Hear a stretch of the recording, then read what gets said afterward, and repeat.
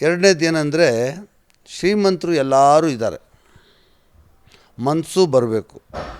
ಪಾಪ ಅವ್ರಿಗೆ ದಾರಿ ಇಲ್ಲ, ದುಡ್ಡಿದೆ, ಕೊಡೋಕ್ಕೂ ಮನಸ್ಸು ಇದೆ, ಆದರೆ ಯಾರೂ ತೋರಿಸ್ಕೊಡ್ತಾ ಇಲ್ಲ. ನಾವು ಸಾಯುವಾಗ ಏನು ತಗೊಂಡು ಹೋಗ್ತೀವಿ? ಏನು ತಗೊಂಡೋಗಲ್ಲ, ಎಲ್ಲ ಇಲ್ಲೇ ಬಿಟ್ಟು ಹೋಗಬೇಕು. ಅದರಿಂದ ಯಾಕೆ ಇದೆಲ್ಲ ಬಡವ್ರಿಗೆ ಒಂದು ಸಹಾಯ ಮಾಡಿ ಆ ಪುಣ್ಯ ಕಟ್ಕೊಂಡು ಯಾಕೆ ಹೋಗಬಾರ್ದು?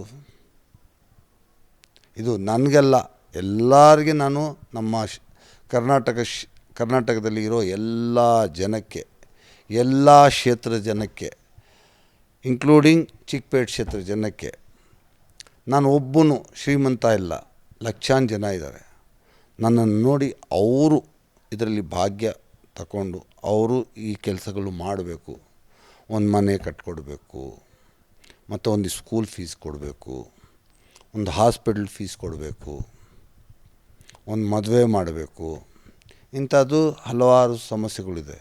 ನನ್ನನ್ನು ನೋಡಿ ಎಲ್ಲರೂ ಮಾಡಿ ಈ ಬಡವ್ರಿಗೆ ಹೆಲ್ಪ್ ಮಾಡಿ. ನಮ್ಮ ದೇಶದಲ್ಲಿ ಬಡತನ ಅಂತ ಇರಬಾರ್ದು ಅಂತ ಕಷ್ಟಪಟ್ಟು ಈ ಕೆಲಸ ಮಾಡ್ತಾಯಿದ್ದೀನಿ.